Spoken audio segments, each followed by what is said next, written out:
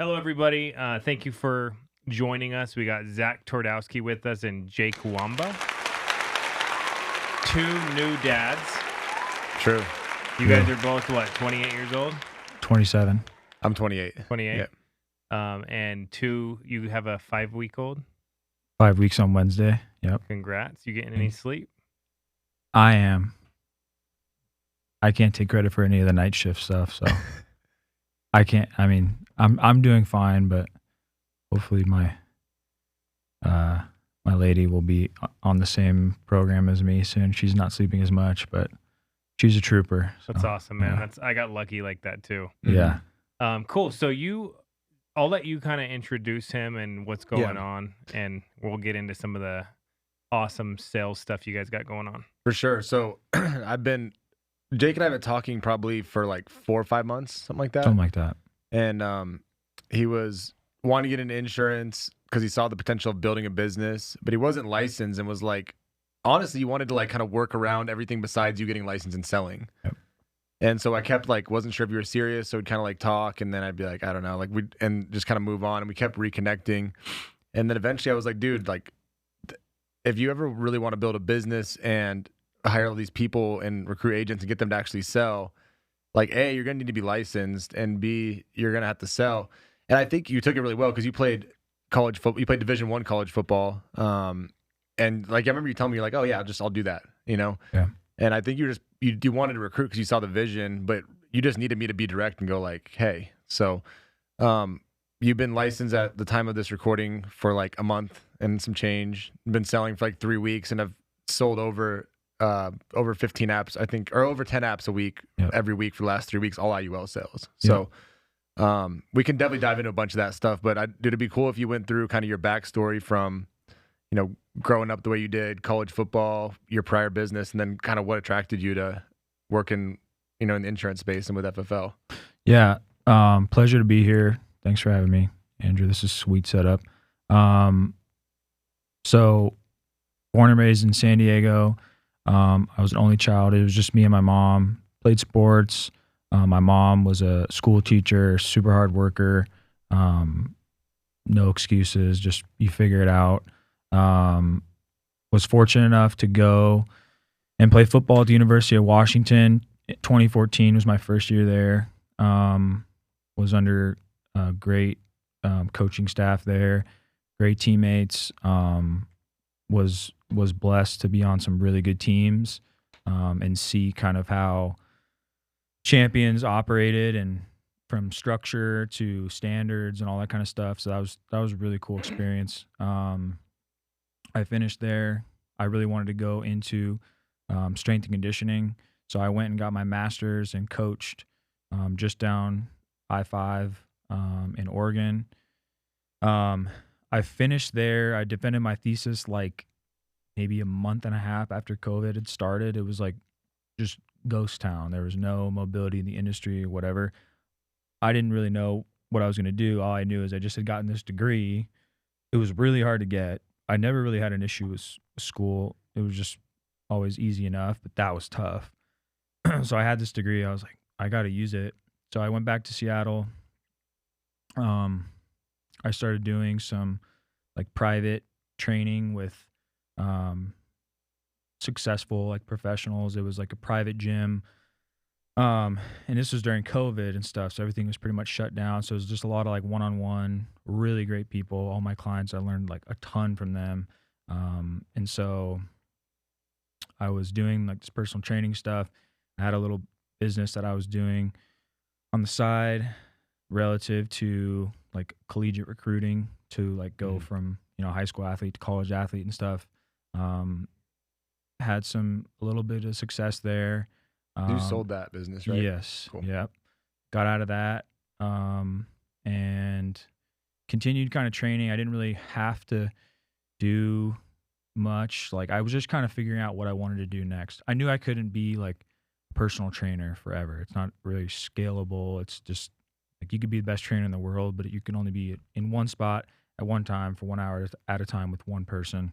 Like there's not really like a way to really scale this. So I was just doing it. I enjoyed my clients, and they were successful in all different aspects. So it was valuable to me to hear different people's perspective and stuff on, success and how they got to where they got. And so I kind of got to the point where I didn't have any family up in Seattle. I had a house up there.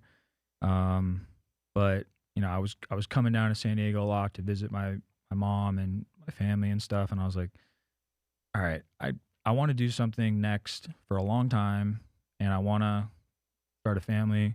I don't think I'm going to do that up here. So I'm like, I think I just got to go back down there. I didn't really know what I was going to do.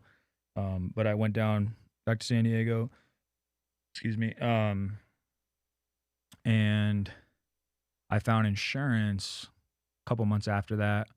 And as Zach kind of alluded to, well, at the beginning, I had just seen guys like Zach and Andrew, like with the integrity deals and all this stuff. And I'm like, that's cool. Like, that's what I want to do. I want to build something, and I want to, do whatever I want to do with my time after that, whatever. And so I was trying to recruit. I didn't have my license, so I wasn't even bringing people in like under my license. I was partnered, with a couple others, and it wasn't working out. Like, they weren't selling, and I didn't know why, because I wasn't selling. So I didn't know their struggles. I didn't know their pain points. I didn't know. It was hard for me to be like, guys, what the hell? Like, yeah. Like, I hear like this guy really does like $60K a month or $40K a month or whatever. Go ahead. No, the other thing is, like, if they tell you something sucks or you can't do it, you have to believe them because you haven't done it. Yeah, exactly. So all I hear is like, whether it's on like one of these podcasts or like on a national call, like, or leaderboards, I'm like, what? Like, that lady or that guy, they did 30 grand this month, like, yeah, 30 families, whatever. I'm like, what the hell? Like, why are guys not doing that? But I couldn't really demand much because I didn't know like what the standard was. Like, I didn't really set it for myself or for them. When you said once you started selling, you were like, oh, all these excuses like went away for you. You're like, no, these are all not true. I remember out the window. Dude, that happens to me when I don't sell for a long time. I think we were talking about this. If I don't sell for a couple years and then I start to believe everyone, like if Andrew's like, these leads are no good, suck, I'm like, maybe they do suck. And then like this last year I sold a little bit again. I'm like, no. Dude, right now with being able to do sales virtually over Zoom or over the phone, anywhere in the country, buy a license anywhere you want and have like literally unlimited clients. I mean, it's like there couldn't be a better time in my mind to sell insurance. When I was new, and then before, like you were doing all paper apps. When I was new, I was flying everywhere to go sell insurance. No, yeah, me too. And you were too, yeah.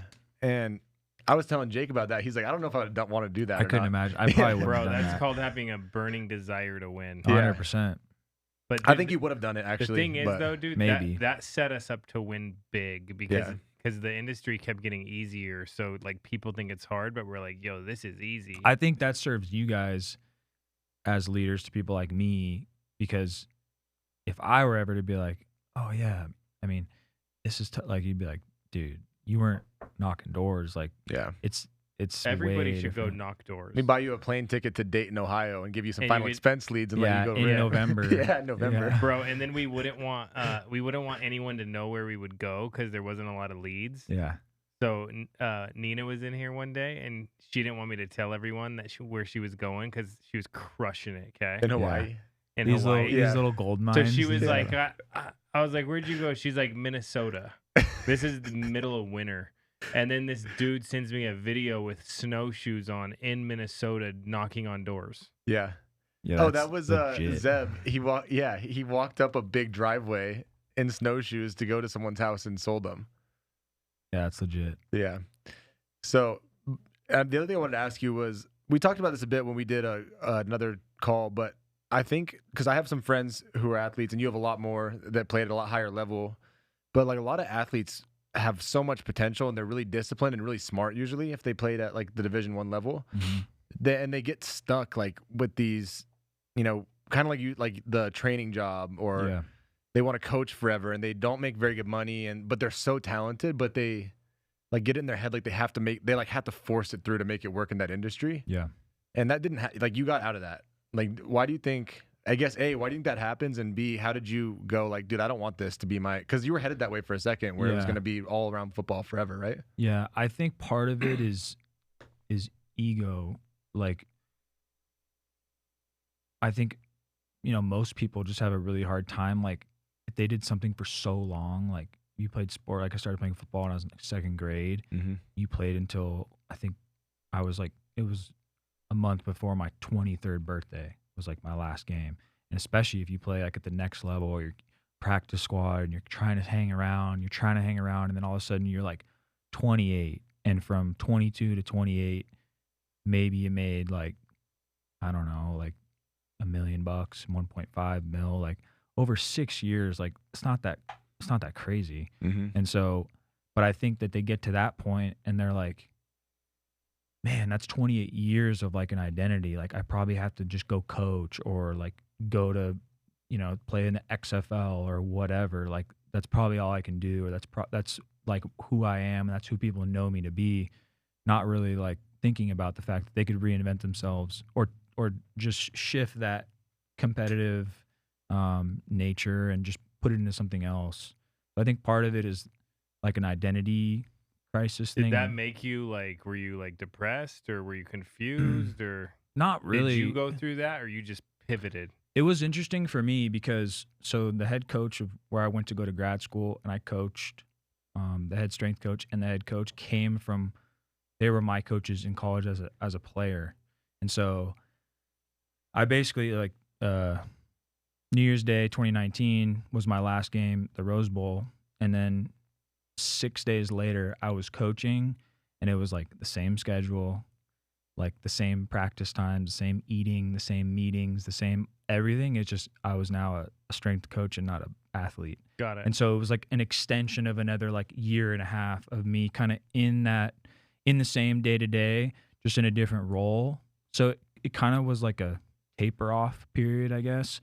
But I just always loved your teammates and I like working out and I liked conditioning and I liked doing all that kind of stuff because it was just cut the camaraderie of it. I was an only child, so you have like 110 like brothers on the team, and you just all are kind of in the shit together, and kind of going through tough stuff. And so I enjoyed that, but I never really I don't think had like an identity crisis or anything like that. The reason I'm asking our friend Brent Abernathy, he has a Olympic gold medal. He played Major League Baseball He played for Tampa Bay. For Tampa for Bay. the Rays, yeah.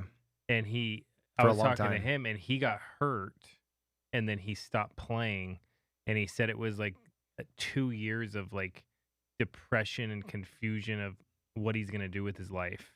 And then he found insurance, and he found that like team building, and built a big agency, and is killing it. Yeah, integrity partner. Mm-hmm. And he's able to, and that's what I was wondering, because I know a lot of people who have athletic backgrounds are so talented at so many things, but they get laser focused.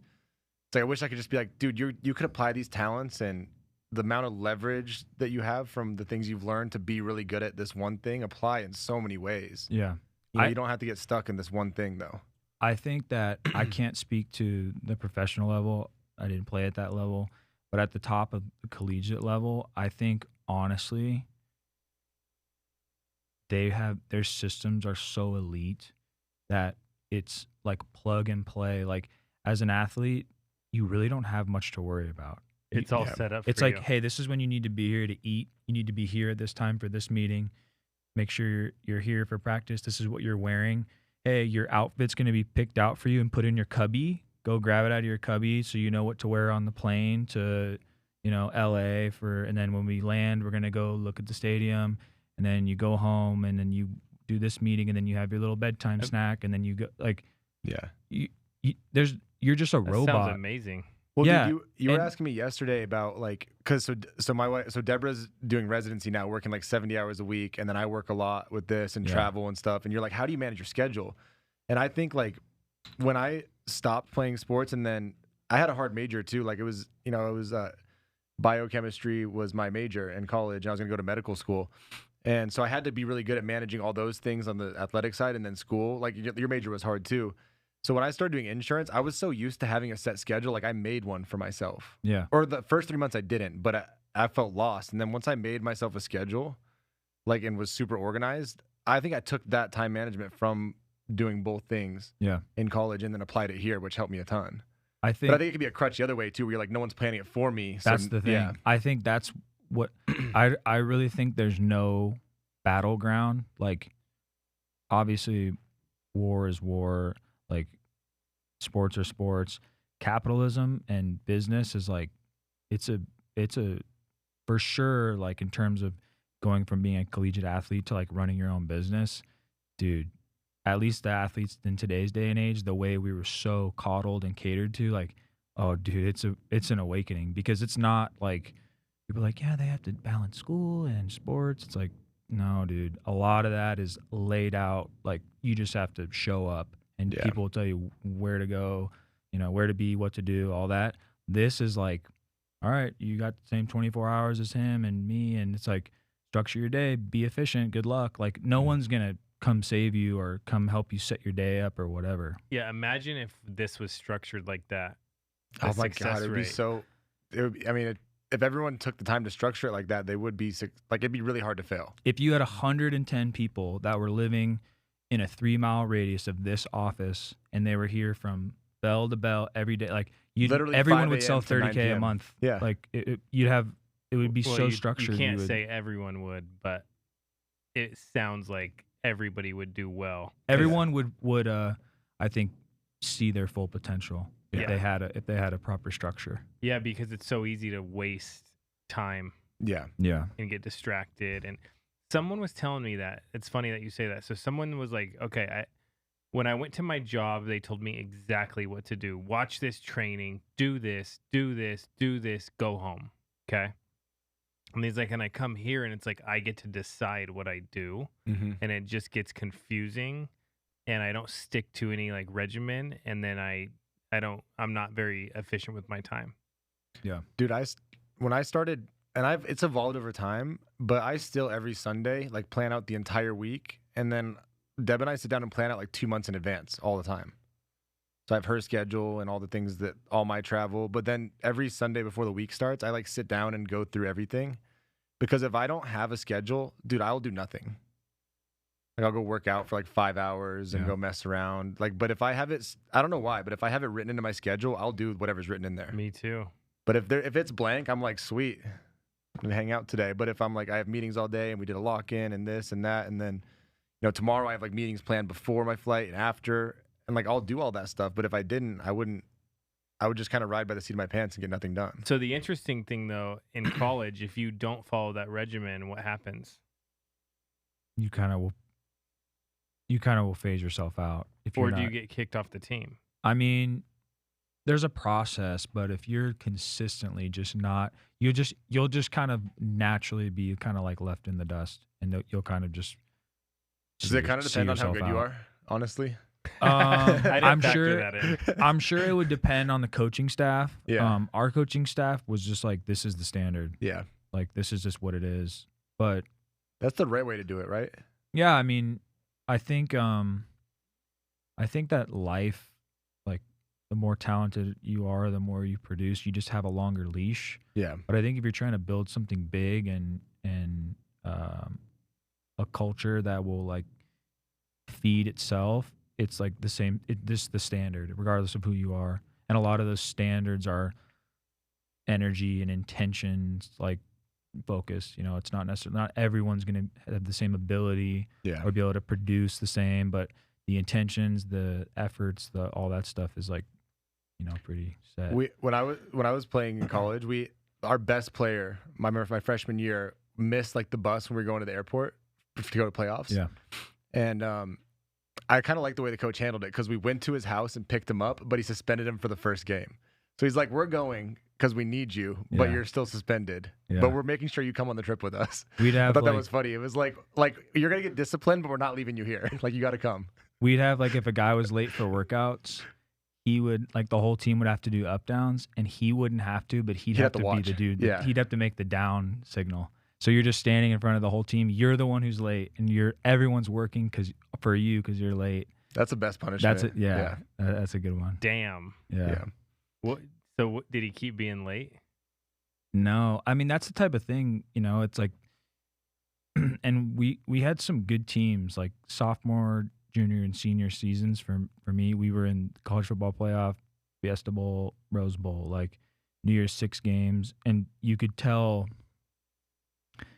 a lot of it was just the culture and the standards that were kind of embedded, and it starts at the top, with leadership.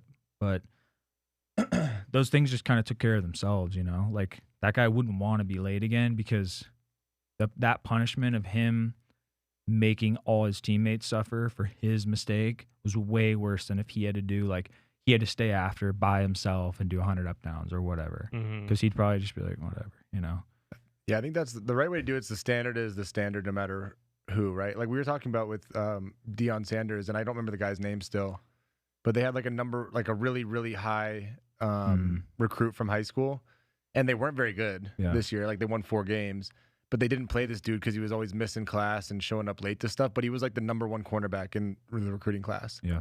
And you said that I didn't watch the interviews, but they kept asking him about him, right? Yeah, he would just be like, ask him why he's just late to class or whatever it is. So and I should have played him talent-wise, but like he was like, I'm not compromising the standard we're setting here. Yeah, you just send the message to everyone else on the team that like, hey man, if you're a talented dude or whatever, you can kind of get away with more. But I don't think that's how you build that type of culture that you'd want. But how has your son's 5 weeks old? Your kids are Alice is 4. Turning 4, and at AC's 2. How has having kids changed your perspective on life?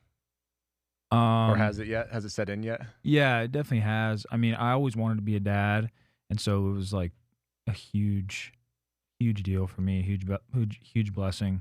But I think of it like, he's the greatest gift that I've ever could ever give the world, my family, all these people. I think that how I'll measure success in my life will be like what he has to say about me, like when I'm gone, like when I'm past, and like if I'm still his hero or he still admires me for X, Y, or Z or whatever. That's how I would measure success. So now it's just like, all right, well, now you've got this timeline. You don't know how many days you've got. We don't know. You got to make the most of them. So it's definitely changed a lot for me, for sure. That's cool. The same for you?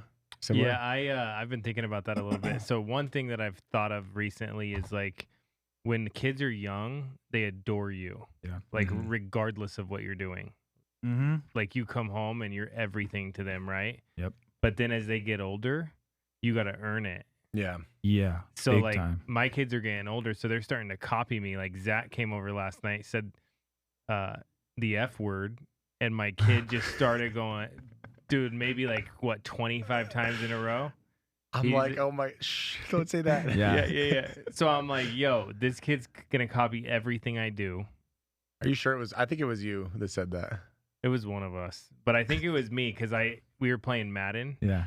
And I scored, and I haven't beat him in like 30 games. So I think you said it because I scored. That could be fair. I'll take the blame so that Nicole's not mad at you. That's true, though. It's almost like kind of scary. You're like, bro, like, it's time. It's time to perform, bro. Yeah. You got to keep it together. You have to. And the thing is, like, when things aren't going good, how do you respond? They're going to be watching you then. And so I've thought a lot about that. But I've loved it. I've also thought about this. So like when I was 18, I recruited all my friends to sell insurance because I started selling insurance. And like none of them made it. They made a couple sales, got some chargebacks. They were out of the business. But they also didn't have a lot of motivation. Now the people, I'm 34, you guys are 28, but like the people between 25 and 35 that I know that are starting to have kids and like having a family, and they're like, yo, this is cool. Like partying's not the coolest thing ever. I want to have a family. I want kids. I want to be successful. Well, dude, this is the best tool I've seen. And I've been talking to people that are doing loans and real estate. And I'm like, yo, I actually looked up in Las Vegas how many real estate agents there were compared to how many houses for sale there were. There's more real estate agents. Bro, it was like some insane number, like 5 times more real estate agents. Holy crap. Wow, that's Yeah. insane. We should go back and look that up sometime. So now I'm like, dude, you should sell insurance. And they're like, you know, some people are like, well, I don't want to cold call. I'm like, dude, you're not. We're not cold calling. Yeah. And then also like how fast you can get paid and like the amount you could get paid and the satisfaction of helping people. And then you got people that you work with, so you get that team environment type of thing going. If you're on a good team, if you're on a bad one, you don't get. I mean, if you're on one where they don't really care, you don't get that. Right. Here about that though, like we were talking about this on the training a little bit earlier. I was not that I didn't have good mentorship, but I didn't have people that like I felt like knew what they were doing enough to teach me how to build this business the right way. And I moved here during COVID because like Sean was like, hey, Andrew's the best in the company at building a business. And I came out a couple times and like, yeah, I think you're more outgoing now, probably. You do? I do. That's impressive. But You just know me a little more. I know you more. So maybe you're just more outgoing with me. But at that time you were very like closed off. Like I'd be like, hey man, how are you doing? And then he'd like say hi and then go into hide in his office. So I was like, dude, I need to move. I thought I was going to build a big enough business to sell my company. I'm like, I could go somewhere with tax advantages. I'm going to go to Vegas, buy a house in Vegas so that I can like go to Andrew's office and get mentored by him. He was here every day. single day. I believe it. Before everyone else. And I would Yeah. stay later. And I just didn't want to miss the chance he would to get have mentored by Andrew though. he And would- I'd have like an agenda for him. Bro, it was like, yo, he would have a list of stuff he's doing. And like, what do you think about this? What should I do here? What should I do Yeah. here? What should I do here? What should I I feel like Like, bro, I you call live him a here? lot with stuff You like live that. here? Yeah, I moved here to get you to. But like my point is, like I think so. Someone once said, one of my guys said one time, they're like, you got really lucky to get mentored by like Andrew and Sean and John. I'm like, dude, those guys didn't want anything to do with me Yeah, you gotta earn initially, it. but I was just always there and always like if I can help out. And the way I looked at it was like, well, Andrew has these guys. I'm good at selling. If I can teach him how to sell, and then maybe he'll teach me how to build. Oh, yeah. You know. Mm. Or if I can provide value over here. So for people out there, they're like, I don't have good mentors. It's like, dude, you're probably not being a good mentee or not Yeah. doing. Or like you don't have to make excuses. Go find go them. find them. Yeah, Yeah. because I didn't like my upline. Great person, but I sold more my first month than she sold her entire career. It's fine, like great, but dude, she didn't know what to do. Yeah. So I went and found mentors, and I think that people have to, understand like the answer is not like quit and find someone else and be in their hierarchy. It's like no, just be an adult and go build relationships and provide value for people, and they'll want to help you. So I have Yeah. a question for you guys because Andrew, what you mentioned about when you were 18, like bringing your friends into the business. So I don't think that this business is hard in this if you're even like kind of a savage in terms of like if you're willing to work. Mm-hmm. But I see like a lot of like I'll have buddies who I may think like yeah, like they could definitely do this, but then I think about like some of the days where like you get no showed, just like Bro, it's like injury. Across the board. I would like compare it to injuries in sports. So like you're gonna have injuries. What do you do in sports? yeah, You got to work around gotta them, figure it out. work through I just figure it out. there's some that I'm like it would be good, but on those days, I honestly don't think they'd be able to make it through those Yeah. days. So how do you know like I think that person can like make it through those days when you're like recruiting? It's a great question. You want to go? Yeah. So Nina, the other day when I was talking to her, Nina and Hayden, the first time I talked to them, she was like, "Bro, you almost talked us out of working here." Yeah. Mm-hmm. And I was like, "Why?" And she's like, "You were telling us about chargebacks. Like we were just trying to figure out if we could make money. You were telling us how hard it is." So I tell people how hard it is because like if you're gonna play football at a high level and they said it was easy to you, come here because it's easier here. You don't have to do nothing, whatever. Does that sound right to you? No. And would you? Doesn't sound like something worth doing. Yeah. So to me, I'm like, dude, this is hard, but if you figure it out, Yeah. And it doesn't sound real if it's not hard. and it is Yeah. hard. Yeah. It is And hard. the Yeah. other thing, dude, is like people are. It's simple. People use like they say easy because it's a simple business, but Yeah. requires hard work. I think that's Yeah. what I mean. It's like some blue collar shit some days. Yeah. Oh yeah. It's simple. It's very straightforward. I think the blueprint to finding relative success to your ceiling is very clear. Yeah. But it's just, are you able to like really go through it some days? The other, to your point too, I like to tell people how bad it can be, and then try to get to know them. And I don't try to disqualify people. I let them disqualify themselves. Yeah. Because there's some people that I would have never guessed. Would So kill like it, Wiley, every person. So Wiley, right? He's our biggest leg now. He's doing probably. I mean, their team helps probably 1,500 families a month. He's great. When I recruited him, remember when we were supposed to do that meeting in Phoenix? And he didn't show up. Dude, everyone hated him. But he was partying all night. He didn't show up to the meeting. Yeah, I convinced Andrew and Grady to let him train because he was doing really good selling. And I was like, I believe in you. Like, and he's starting to recruit people. And he missed the flight, didn't show up. I got back to Colorado and had to go find him because he was like, went on a bender, like basically face down in a ditch. For like, he was at someone's house, like passed out still. So, but like I believed in him because he just kept going and didn't quit. Yeah. And I was like, dude, you made me look bad, but I don't care. But like these guys don't respect you anymore. And he was like, I'll make it right. Like I just don't. So. But a lot of people, I remember some people were like, why are you helping him? Like, why do you believe in this guy? I'm like, I don't know. He just won't quit. Like, he's got something where and I think a lot of people would have kind of given up on him. Yeah. And I was like, he'll figure it out eventually, because he's got a good heart and he's really resilient. And so I think, you just give people something to do, see if they do it, give some people something to do, see if they do it. And then if they're not responding, just back off for a while and then they'll come to you. Don't give up on them though. Don't give up on them. Yeah. And I don't like to like judge anyone based on their past. Like you get to know people and figure out about their past. And like, I don't want to overshare with his, but like he's been through a lot of stuff, you know? And so I was like, okay, like, dude, he just needs a positive, like some positive role models in his life and he's going to figure it out. And I can be a positive influence on him, and I can check in on him and make sure he's doing okay. And so I think like, sometimes the guys you look at and you're like, oh, maybe that guy would quit on a bad day. Maybe he would, but maybe he's been through some shit in life that you don't even know about that makes him like a savage, but it's just deep down, you know? Like a lot of people. Like a lot of people. Yeah. Yeah. You want to hear something hilarious? Yeah. Okay. So when FFL opened up, I was like Wiley. And you were face down in a ditch somewhere. Basically. All right. So we do a meeting. And that's like a prereq to be an insurance agent. We just be an idiot for a while. We all have okay, so we do a meeting. We're just starting, okay? It's Sean and like a few of us, and we're in Vegas doing a meeting. What year was this? This was I think the year the company opened up, so 2014. Okay. Mm-hmm. And some of us that were staying in Vegas, we had a flight. All of us had a flight the next day at like 6 a.m. to go to Utah to do a training.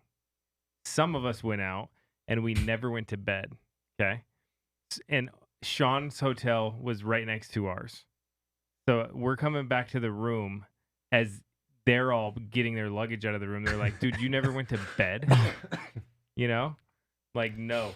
So we fly to Utah to do a training.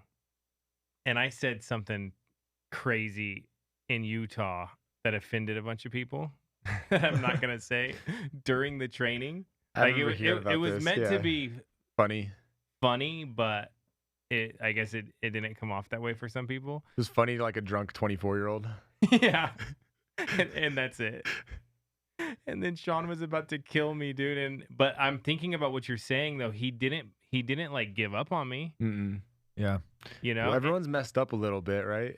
And that's what he's so good at is dealing with I remember with me, like, okay, like you have these weird like things. And like, I remember the first time that you told me he talked about me. He was like, oh, I like Zach. He's always drunk though. Right. And then I met you and you were drunk. And I was drunk, but I haven't drank in like 3 years now, 2.5 years. It's been 3 years? Almost. Yeah. It was when I moved here.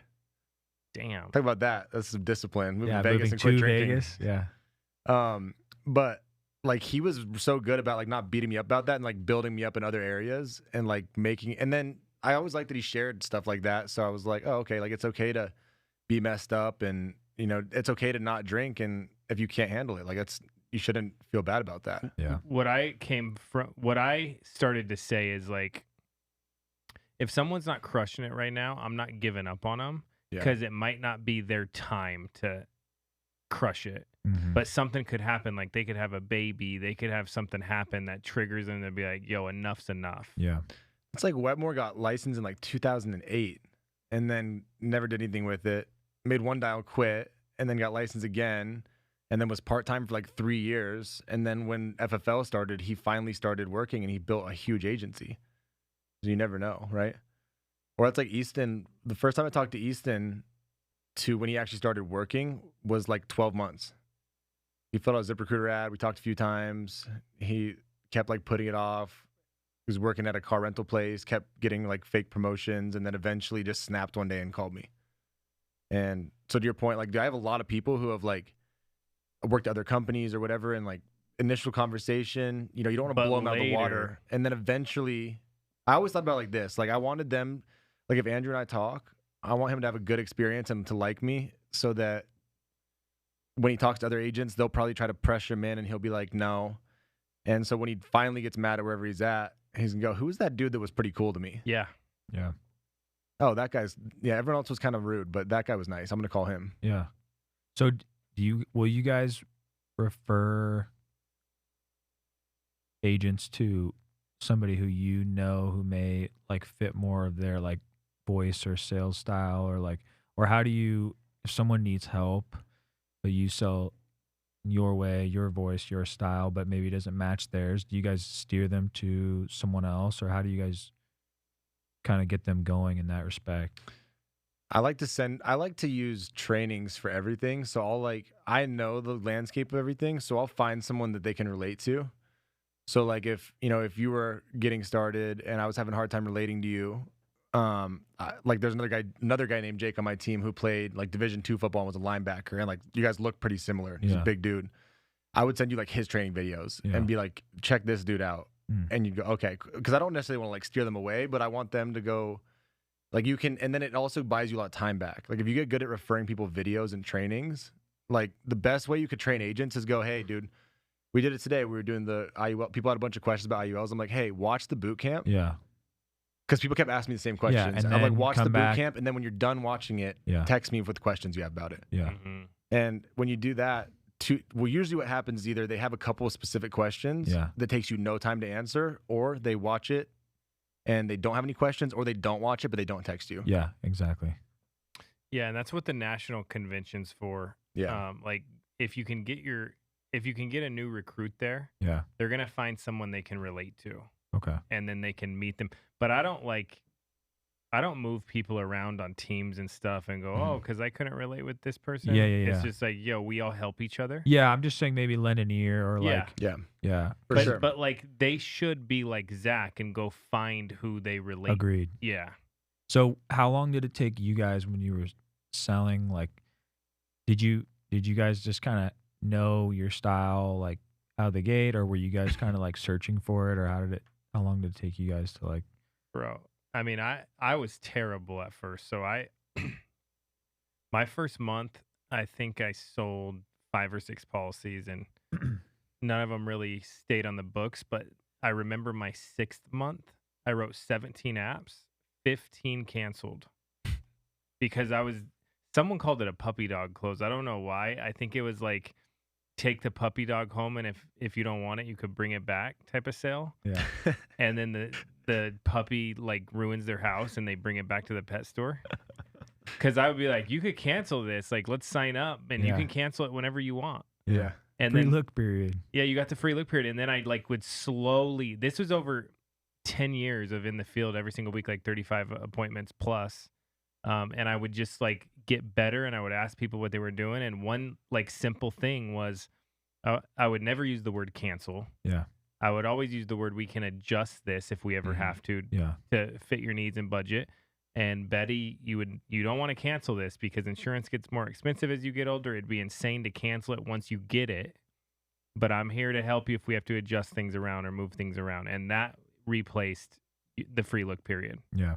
What happened with me was I started the end of 2017. My first 3 months were all like, I think I had like 15 families, like 10, like 15. Not great. And then at that time, you had to lock out leads and put your card on for leads. We should talk about that other story. We've talked about it before probably, but we could share it if we have time. Let's do it, yeah. But So I didn't have any money. I maybe had like $5,000, and my credit was really bad because when I first got to college, I took out one of those credit cards that they like hand out. Yeah. And I bought something on it and didn't use it for like 5 years. And then I went to get a credit card when I needed one, and they were like, your credit's terrible. I'm like, oh, shoot. So they gave me like a $500 limit credit card. So I had no money. And I locked out leads on my debit card in January of 2018 because John Wetmore called me and was like, hey, they got rid of their leads in Cincinnati, Ohio. They don't want them anymore. Do you want them? And I was like, yeah, why not? I don't have anything in South Carolina. And so I committed to those, and then I didn't know how fast they were going to come in, but like that whole week, I think I paid like $1,500 in leads, which was like a pretty big chunk of my net worth at that time. Yeah. It was like 30% of my net worth. I'm like, oh crap, that's not good. So I booked a flight to Ohio, and then I started just like rapidly studying everything about mortgage protection, like how to close different scenarios. I started calling everyone, and I just was like, literally like writing out scripts because I was like, if I take this flight, go here, don't sell anything, I'm gonna be out of business. Yeah. And like I'm gonna have no money. I won't be able to pay rent. Like Deborah and I moved to Charleston, South Carolina. I wasn't gonna go to medical school. Like my parents would not have bailed me out. Yeah. Like they weren't a fan of that at that point. So I was like, dude, this is back against the wall time. And then I went out there and I wrote like 10 policies over 3 days. And I was calling. I remember after every appointment, I called like 3 or 4 different people and was like, hey, I messed up. Like, what'd I do wrong? And I was like so attentive because the stakes were so high that I figured it out on that trip. And I never really looked back again. Urgency. Yeah, I was like, this is do or die. And so I'm not saying that like putting your back against the wall always works, but it's worked for me a lot of times in this business where I'm like, if like I needed to add a staff person that I maybe couldn't pay for, I'm like, I'll figure it out. I'll sell more, or I needed to add this, or I needed to get an office that's in those $8,000 a month. Like I'm going to figure it out, In those exchanges with the customer, the client, when you were in a home, how did you like temper that energy? Because you probably were really stressed and like the stakes were really high. I'm sure you didn't come off that way. He just told him the truth. yeah, I did. Did you? I was like, look, they flew me, they flew me up here from Charleston, South Carolina. I have to help you with this. I can't come back. You can't think about it. Yeah. So which one of these do you want to do? And I remember just being like, I literally cannot come back. Yeah. And then I realized like just being super direct and respectful with people, like they're super understanding. Like I remember one time Easton was like, what do you say when people ask if they can think about it? I'm like, I tell them no, they can't think about it. Yeah. He's like, for real? Like, what do you say? I'm like, hey, can I think about it? No, you can't. We need to do something today while I'm here. Yeah. And if you're just direct with people, they're like, oh, okay. But I learned that on that trip because I was like, I can't mess this up. So I'm going to take all these things that I've heard that sound stupid and just try them because I have no other choice. Yeah. What if you were like, if you don't get this, I can't even afford to get fly back home. home. If you don't get this, my girlfriend is way too good for me and she's definitely going to leave me. So you have to get it and you have to keep it forever. That would probably work. Probably would. I would No, buy. you got to add, but I'm going to shop all these rates. They're going to be competitive and you need it anyways. Yeah. But I think, dude, the other thing is like you're gonna go through adversity in business, which is good. Like I know Andrew's been through a ton of it. You've started a different company. You came here and built a huge business. And like I heard something a while ago. It was like if you wanted to like take someone and make them really good at business, like how much hard crap would you put them through? Like if you're making someone in a lab from scratch, like you'd put them through all kinds of hard crap, right? And it's easy if you're thinking about it like from not a human. You're like, I created this person that's pretty smart. Like, what do you put them through to make them a badass, right? Like everything you can think of. Bullshit. Yeah, all the bullshit. But we attach emotion to it when stuff doesn't go well. And that's what drowns us instead of looking at it like, oh, this is like a good learning experience. So to be a top producer, you got to go through a bunch of crap. Yeah. That was like when when we didn't have any sort of caps on mailers or anything. I locked out leads in Indianapolis, Indiana for final expense leads. An agent of mine did. And they just said, give me as many as possible, which you can, and Marion County has like millions of people in it. So I was getting like, I think it was like $2,000 or $3,000 worth of leads a day, like 3 years into the business. And I was like, I don't know what to do. Like they're just coming in still. And it was attached to my debit card. Like I had no money. So I went out there and I just would stay there for like a week at a time, write business, come back, see Deb for like 2 days, go back out there. And I think like, I remember you going like later, you're like, I didn't know that was you, but I remember someone was just eating all these leads because someone canceled it. Yeah. But what happened from that was like, I was so desperate to find people there that I was recruiting 24/7, and I'm not like an outgoing. Like, there's people who go to a restaurant and are like, "Hey, you should do it." That was never me. Yeah. But when I was there, I was like, "Hey, do you like doing? Do you Yeah. like working at a Here, restaurant?" take some of these. Like, Yeah, I'm like, "Hey, are you sure you want to work in a restaurant forever? Yeah. You'd be really good at what I do." Like, I was recruiting everybody. yeah. And then I ended up hiring this person that led to another person that led to an agency that does like 1,000 families a month now. And so like I could look at that like, oh, this is the worst thing ever. But long term, it worked out so much in my favor. Yeah. And like I learned that like when that was happening, I'm like, oh, like stuff might seem bad right now, but if you zoom out, it's not gonna be a big deal long term. Right. Yeah, that's huge. Can you guys talk about the IUL leads and what you guys are doing with that? Yeah, dude. I'll let Jake talk about most of it because he's going through it. But a lot of people. So we've really started selling IULs a lot, which has been really cool because it's a different market. And for me, looking at it from like a builder perspective, we built FFL and all of our agencies to a really big level, like on mortgage protection and final expense. And if you think about the market for mortgage protection, it's highly dependent on loans and real estate. But even like on the peak real estate market, it's you're getting 1% of the people that actually get a loan or refinance a house, right?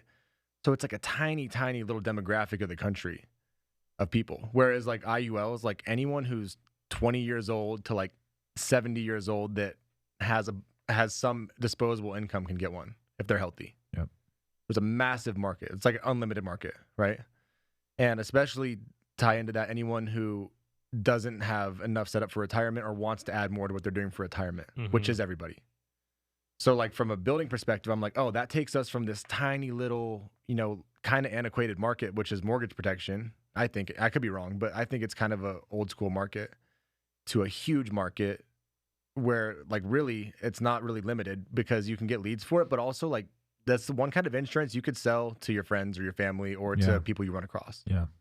So looking at it that way, I was like, okay, I want to start. And we really started focusing on, in our agency, getting some of the top producers to start selling IULs. And they've been really happy because it's increased their average premium and it's decreased their amount of chargebacks. Like their persistency is way higher. But I'd never done it with like a brand new person. So when Jake started, I was like, let's test it. I talked to Andrew about it too, about you. I was like, I got this new guy. He's pretty sharp. I think he's going to be good. I kind of want to just have him sell IULs off the bat. You think that's a stupid idea? And you were like, I don't know, maybe not, but let's try it. And I'm like, okay. Well, someone said to me, they were like, you have these different companies. So you have like WFG, who they recruit and sell a lot of IULs. Mm-hmm. And then you got PHP, they recruit, they sell a lot of IULs. And they're both legit good companies, right? Yeah. Yep. And then you got Family First Life, who only uses leads. Yeah. And they sell mortgage protection, final expense, and we never really focus on IULs. But someone said to me, they were like, yo, what if you did leads and referrals and recruited and kind of blended the two things together, the two styles, and then you have a super IMO? Yeah. Which is what I think is happening right now because a lot of our agents are getting so and people that were, so like Juan Franco, for instance, right, was a Hall of Fame producer selling final expense and term. And then he was the number 3 overall life producer in 2022 and will be top 3 or 4 this year. And like, dude, Juan goes on more vacations than anyone else I know. Like legit is always on vacation. A legend. He's the best. Like he's one of the best people. His life. Yeah. Sean's story is not true. He said he had chest pain at altitude. I took him to the hospital. I did not take him on like a scary hike. But yeah, that confused me. Yeah, that's not what happened. No, he was like, oh, the altitude's hurting my chest, and I was like, that's not altitude. Let's go to the hospital. Well, good thing both of your parents are and your wife's are all doctors. Yeah, I was like, I don't even need to call them. How'd you know that? Because I lived at altitude my entire life. I know that chest pain is not from altitude. Yeah. So how bad was his chest pain? Bad, dude. He would walk up the stairs. He's like, oh, my chest really hurts. This altitude's killing me. I'm like, nah. But the doctor said they may not have found it unless he was at altitude because it does accentuate things. Because the blood's like trying harder to pump, and he had a little blockage. So we took him to the hospital to get a stent. They just did a stent through his leg or whatever. Is that what they do? Dude, that procedure is insane. Like it was the quick, fact dude. that He flew home like 2 days later. It is. Yeah, like they just go through your vein and. The best part about that was his wife. He called his wife when he was there, and she was like, well, are we still gonna go to Greece The next month? The next vacation. And he was like, yeah. She's like, good, because I don't want you to ruin our Greece vacation. We've been waiting on that for a while. I'm like, dude, these are my favorite people ever. But Damn. so dude, he's did she say, "Are you okay?" no, I don't think so. I think it was implied when he said, yeah, like we'll be in Greece. Don't worry about it. So, but point is, like, someone like that who was like, dude, I don't really want to grind out like this forever, but like I have a good sales skill set, and I can leverage higher end clients, and and find people on social media and stuff. And like, dude, if a 60-year-old dude from Colombia can build a massive social media following on IULs, like a lot of people could do that too. Yeah. So And someone, he's really good. If someone wanted to reach out to you guys about the leads and what you guys are Well, doing, we can do it through. So they're through ILC now. So I'm glad Integrity got that set up. And they can also reach out, and they could text me 970-210-2624. We have a boot camp on it.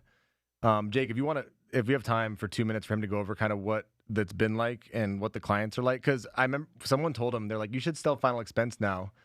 It's 2, and today he was like, dude, I don't want to do that. I just want to sell IULs. I like the you clients. should sell it in person. Yeah. Yeah.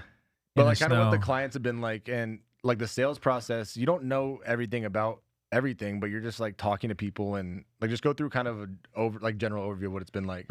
Yeah. I mean, for me, I saw it as kind of a cool opportunity. It, like, talking to Zach was something that he's like, I think we can kind of spearhead this thing and like really like go after this and kind of be like something that's kind of a separator, like with this product. And I was like, sure, I don't know much about anything else, so I was happy to do it. But the more I learned about the product, like, younger dudes in their late 20s, 30s, like I have buddies that have like young families and stuff too. Like, I would never be like, hey dude, you need like $40K for like a final expense policy. No, but like I would definitely talk to them about IUL. So that kind of interested me, and I think because it would be totally something that I would sell to warm market. It was like, oh, this would be really easy to talk to about with someone who inquired, about it and was actually like wanted to pursue this and maybe knew a little or not much at all about it, but like kind of wanted to hear more info. But the leads, I mean, I would say the consumer, I would say 70% of them are like, it kind of rings a bell when you was like, hey, I got, you requested information on the IUL. Yeah. And so I would say that I would assume it's going to really start to pick up a lot because of social media, and because it's kind of like it's like a hot thing to kind of talk about. It's all over TikTok. Yeah, like infinite banking, be your own bank type thing. And so some of those people you kind of have to temper a little bit. And I just got a call. So this dude that worked with me, I don't know, 10 years ago, and he worked in the office. He was like, hey, I've seen a bunch of stuff. I just had a baby. I've seen this. Was that when you called me for help with the illustration? Yeah. Okay. Yeah, I had to. I'm a little rusty, so I was like, Zach, did I do this right? Yeah. And but dude, I didn't sell it. TikTok sold it. Yeah, exactly. A lot of them come like already like, this is what I want. Like, but how does it really work? Or like, like, what does it is look this like? true? Can I actually do? And you have to kind of like manage expectations a little bit. Like, well, yeah, you can. It's a really flexible financial tool, but it does have to build cash value. It kind of like, you got to work with it a little. Have you had a lot of people go like, hey, I saw a lot of people talking about this, but I couldn't find anywhere to inquire until I found your ad. That's why I clicked on yours. Dude, it's like your marketing dollars are going way further. Yeah. A lot of people are like, I've been trying to find someone to help me with this, but everyone else I've messaged, they haven't got back to me, and I could fill out an actual lead with you. Yep. Yeah. So higher quality too, because they're warmed up a little bit from all the other stuff. Facebook is so good about once you click on something like that, dude, they're getting blasted with it. Dude, over and over again. My client now that called though, he was like, I want to do really good in retirement, and I still gave him the advice to do multiple things for retirement. I didn't say this is the best thing ever and it's gonna do all these different things. I was like, yo, you need to diversify. So do this, and then you also should probably do a few other things as well. Yeah. It's like if someone's like, yeah, I remember, but I already have a pretty big retirement. like, oh, okay, what do you have? I have 401k. Awesome. This is the perfect product to, Diversify. yeah. Supplement that. So yeah, I'd be there's- sketch if someone was like, you don't need to do anything else. This is the only thing. It's the perfect thing. Would you? Yeah, I wouldn't. I mean, just like Zach was saying earlier, when we were talking to the crew, like, you know, if someone's like, no, get all that money out of the 401k, like Zach was like, is your employer matching it? Yeah, we'll keep that. I'm definitely not going to tell you to mess with that, but this is a really good, Yeah. you know, supplement, and it's like a Swiss Army knife, just so to speak. And that's the thing. If you do the right thing by the clients, then Yeah. they keep coming back and referring you people. And like if you try to take shortcuts and that's what the thing I've told people is like, these are people who make a lot of money. Yeah. So like you want to be super clear, not overpromise on anything, because people that make good money are also the ones that will sue you if you do something wrong. Yeah. So you don't want to mess around with that. And those are the people that are going to expect you to call after a year and do an annual review and go over the statements with update their them stuff. and update everything and Yeah. change this and change. So like, it's great to have people that are like that and that work and, you know, have good money, but you have to be super, like if you mess that up, you're going to pay for it because those are the people that will take you to task for it too. Yeah. I think it's a really good tool for like, for tax purposes and stuff. It's a really good tool. So like business owners, I've had a few. Yeah, but the death benefit too, Yeah. like when I look at the worst case scenario and I'm like, okay, you're gonna put in these are just fake numbers, but I go, if you live to 100, you're gonna put in 200 grand, and your Yep. death benefit's gonna be 3 million Probably like or 3, whatever it yeah. is. It's like, dude, Even just that. Yeah. just that alone would Yep. be worth it. So let's add in the potential growth, the cash value, all these other things. Yeah. Cool. Yeah. What could you get on the market that has a like 2.5 million whole life for whatever you're paying? I a see month? some people that try to knock it like, this is so not a good idea. You can do all this trading and you can get better returns. And I'm like, bro, people aren't gonna go do all that trading. And no one's saying not to have money in Other stocks things. and Yeah. and real estate, like do all that stuff. I But have a- this is an additional tool. And I have a real story that's true that I will mention to people all the time. Is like, my mom was a school teacher. She worked for 3 decades. She was a single mom, like worked really hard for the nest egg that she had at the end of her career, just to see her 401k drop like 30% the last 18 months right before she retired. It's like, damn, that's tough, man. Like, Yeah. for someone to work that long and to see that dwindle that fast just in the last, moments right before they're going to stop working. So I'm like, if you do have a 401k, that's fine. I'm not going to tell you what to do or not do with your present situation, but this is also something that's nice to have just to supplement that, because I've seen it, Yeah. it can be tough. Crazy, Dude. man. Well, hey, Drew, thanks for having us in, man. Appreciate everything you do for the company, and it's been a blast, dude. You got it, man. It's Thank you awesome. guys. Thank you guys.